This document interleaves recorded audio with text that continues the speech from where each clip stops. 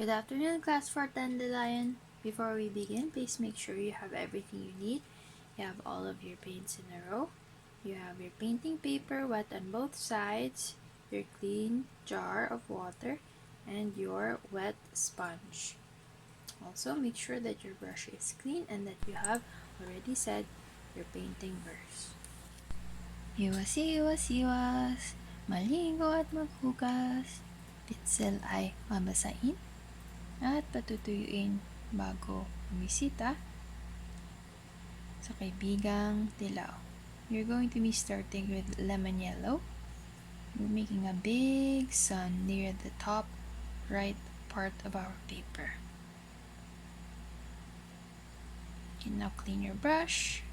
When you're done and happy with the round yellow sun, if not yet, you can just keep watching. Just try to remember the steps and do it at your own pace. We are now going to be using ultramarine blue for the sky, and I'm just doing straight lines here just to make sure I get the edges, but for the rest, let's try and follow the roundness of the sun. I'm trying to spread the paint so it doesn't settle into very straight lines, and then we're going to be adjusting it into curved lines going around the sun, just like these ones nearest to the yellow.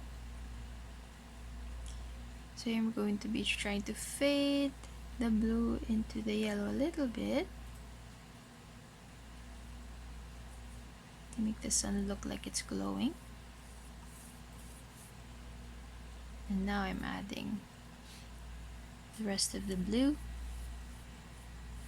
and we want it to be sort of making a hugging gesture around the sun.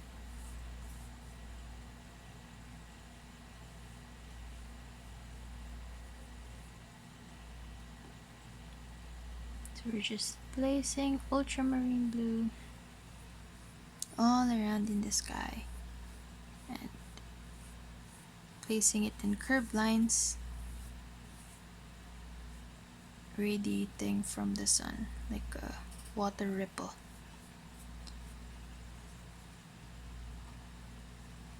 If some parts of your paper become too dark blue, you can use the water to spread it out to look more like a sky blue.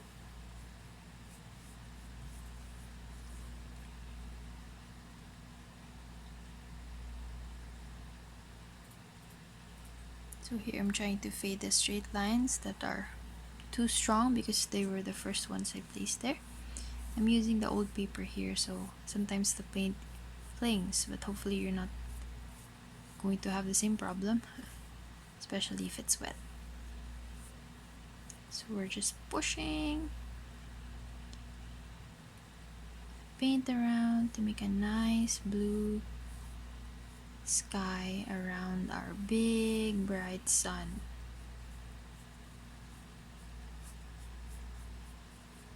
You can add some clouds if you'd like, or some spots that are a bit just white and they will end up looking like clouds.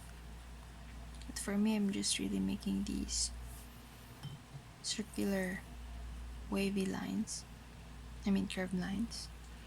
I'm cleaning my brush as I go into painting a mountain, starting with Prussian blue, and it's going to the opposite side. It's going to the bottom left side of the paper. Today we're going to be painting an eagle, and eagles fly so high in the sky. That's why we're showing the mountain top and the sun to show how high it's flying. So just paint the mountain top. It doesn't have to be exactly like mine. You can design your mountain the way you like. And I'm just blending different colors, starting with Prussian blue.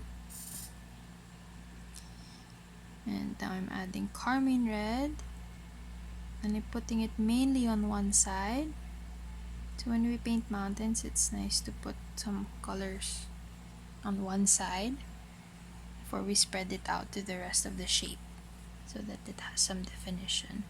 So because I still have a lot of the red on my brush, I'm already starting to paint the body of the eagle, and I made it gather onto its head here, which is really just an extension of the body. There's no neck.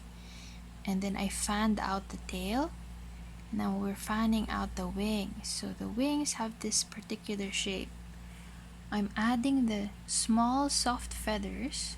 Birds have small soft feathers near their chest.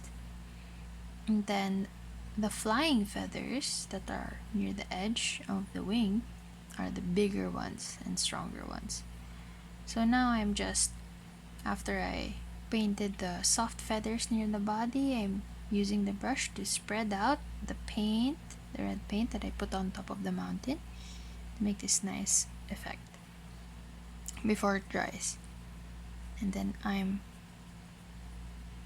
using the brush now with some blue in it to just push out the feathers.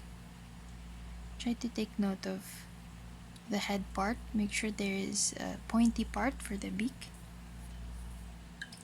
Now I'm cleaning my brush, making sure it is not putting out paint anymore. Then I'm going to be adding vermilion and try to follow this direction, that when it's farther from the body, it points more out.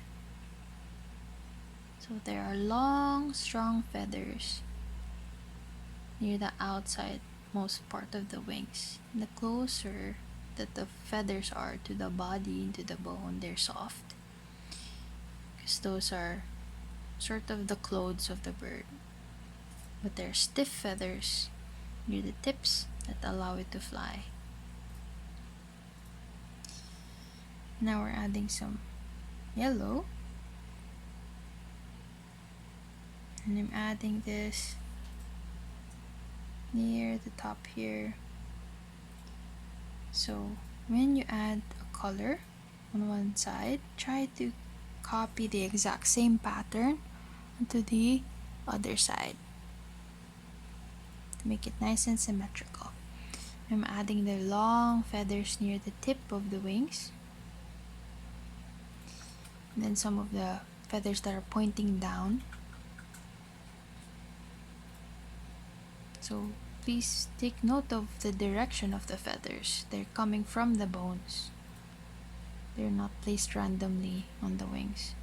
I'm adding some of that gold that's left on my brush onto the mountain to make it more of a brown tinge before I clean the brush. And dry the brush. And now I'm going back into the color of the sun and placing again, like before, a highlight.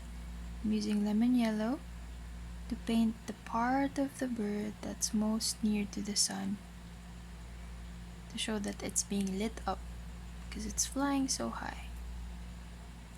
And we're also using yellow to show its long talons here that it uses to grab its food.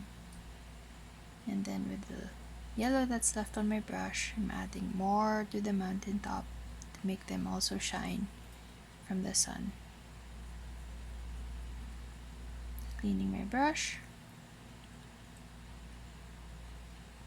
drying my brush,